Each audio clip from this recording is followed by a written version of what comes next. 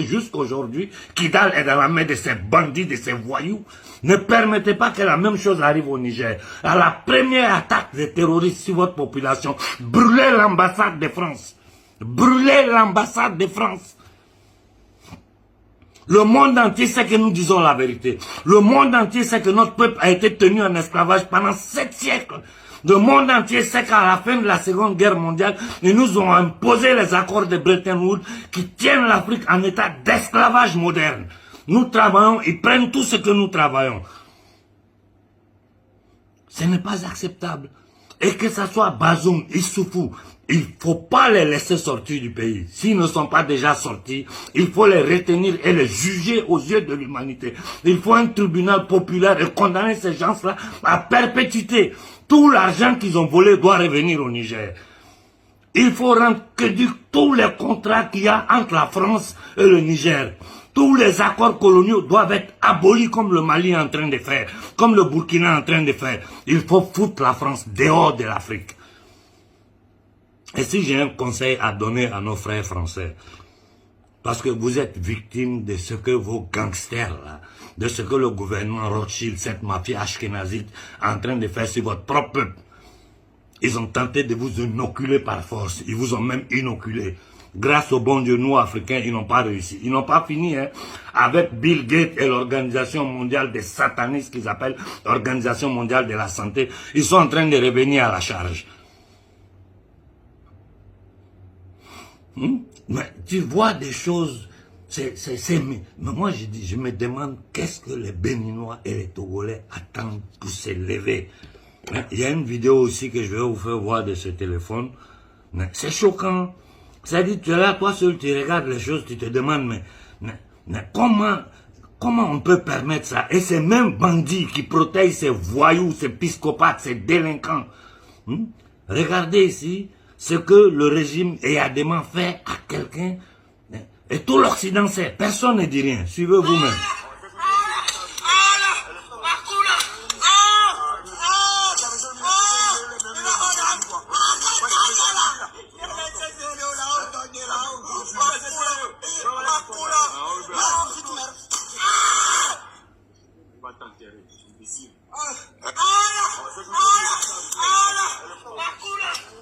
Où est la différence entre ce que ce garçon est en train de subir et ce que les Blancs faisaient à nos parents dans les champs de coton aux Amériques? Où est la différence? Où est la différence entre la violence que notre peuple a subie pendant la colonisation et ce que ce petit minable déadément est en train de faire à la jeunesse du Togo? Où est la différence?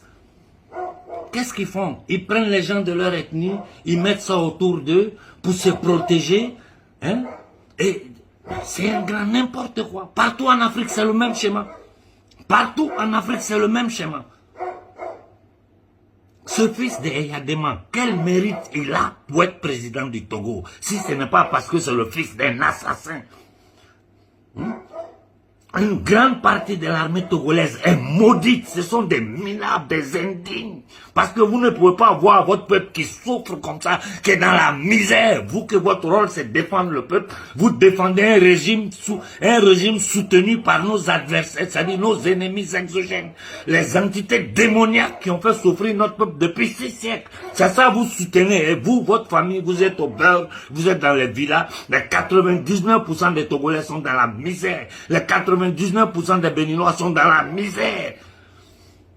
Au Sénégal, les marabouts sont assis, ils sont tranquilles. Macky est en train de maltraiter la jeunesse sénégalaise. Des milliers de morts. Personne ne dit rien. Ni marabout, ni prêtre, ni chef coutumier. S'il y a une attaque terroriste au Mali, dans la zone où il y a tout ce qui représente les intérêts de la France, brûlez tout. Au Burkina, faites la même chose.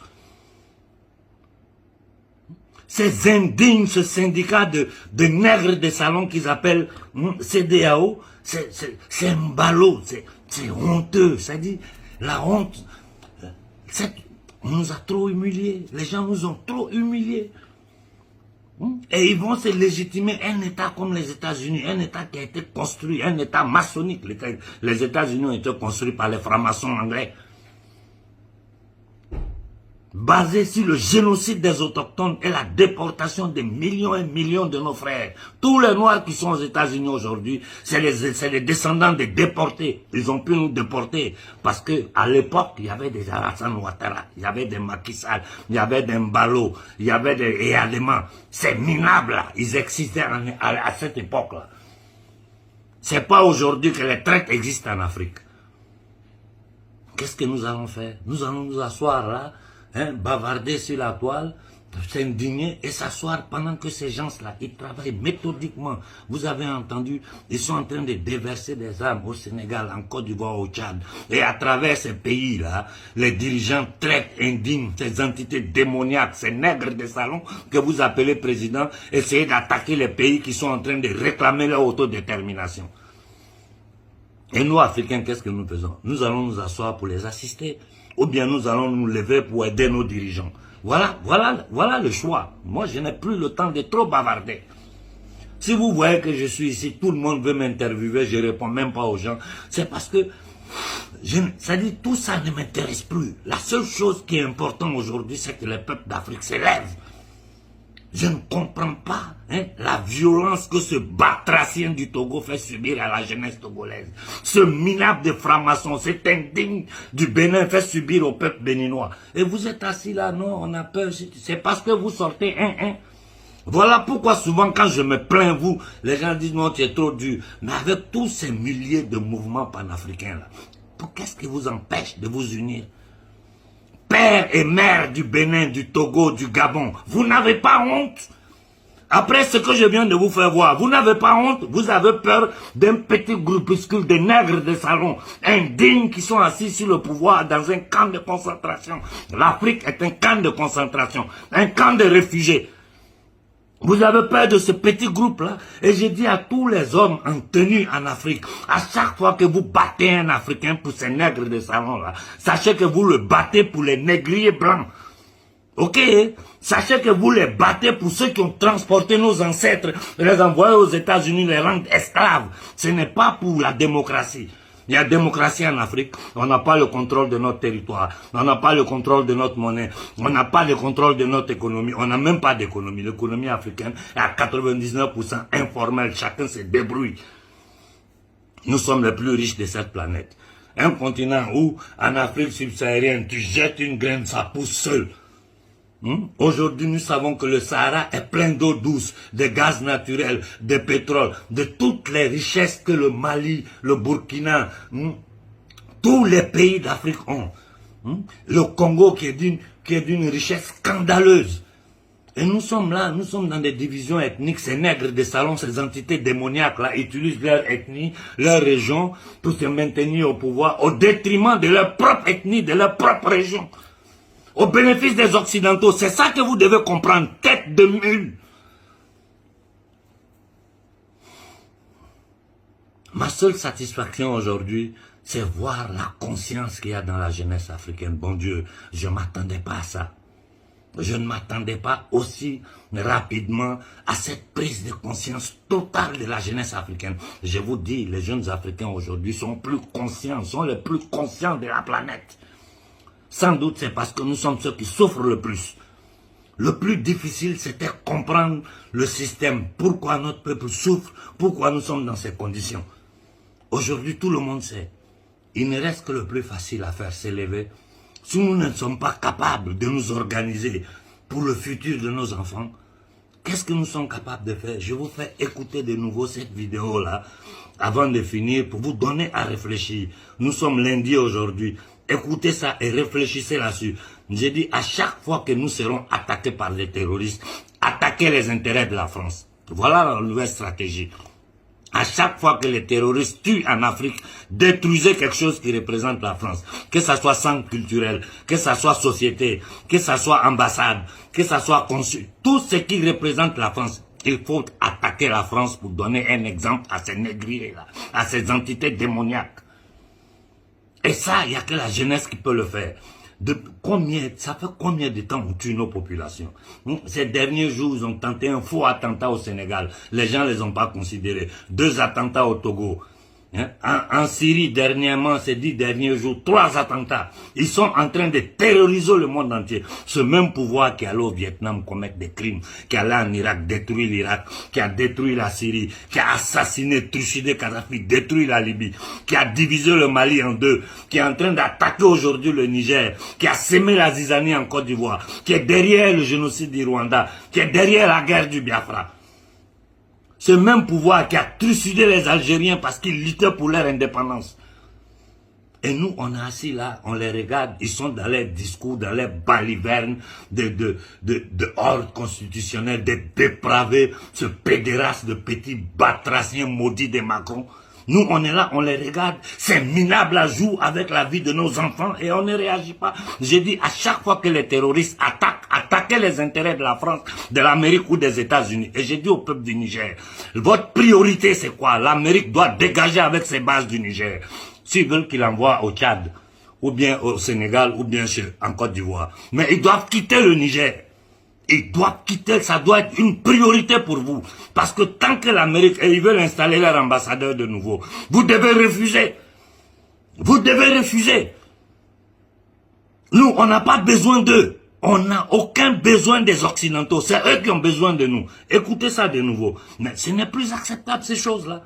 Aujourd'hui que tout le monde voit, le monde entier regarde. Je vous jure que la société civile occidentale, si tu vas écouter la contre-information, pas les mainstream propriétaires de ces gangsters internationaux, tout le monde sait la vérité.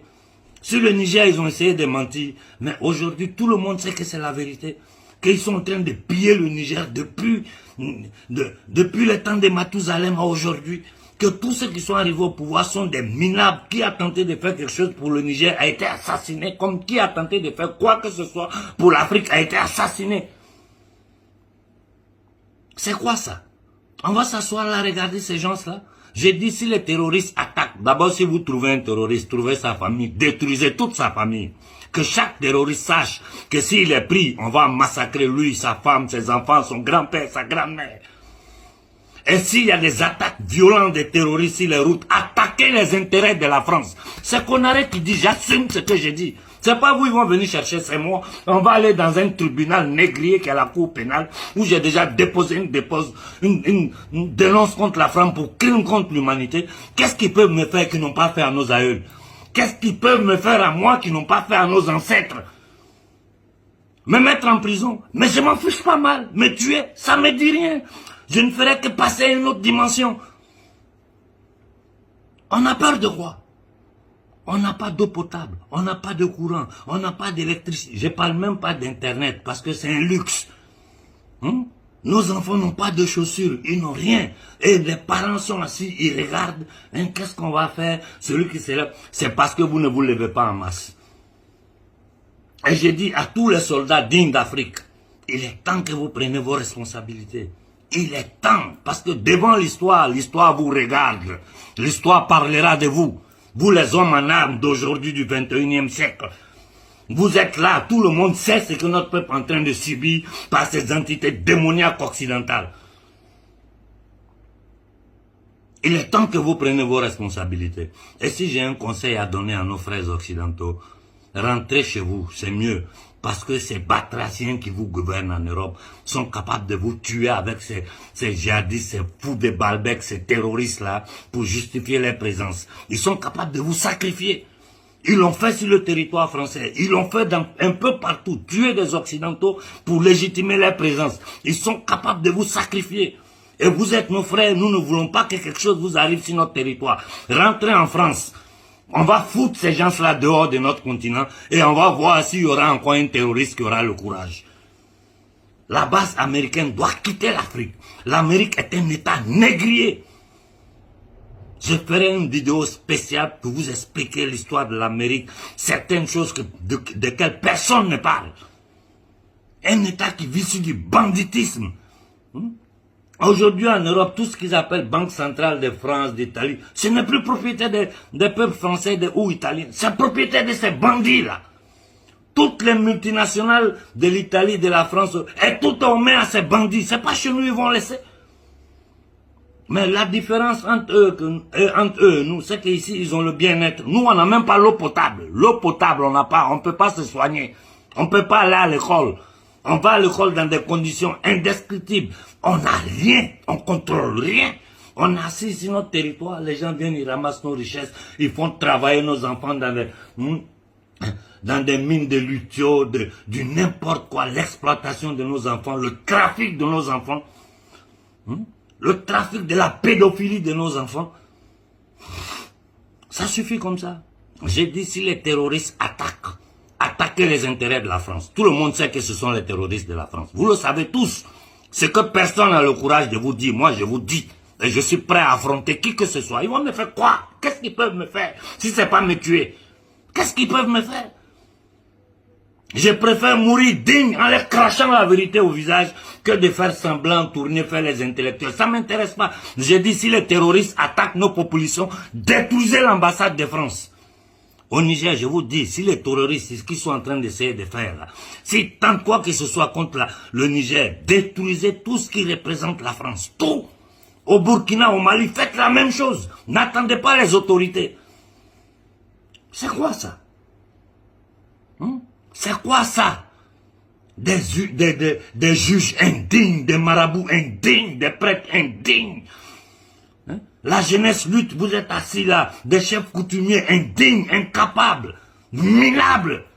Ceux qui doivent être devant pour aider le peuple, c'est eux qui sont cachés derrière parce qu'ils sont rassasiés. Et si quelqu'un parle de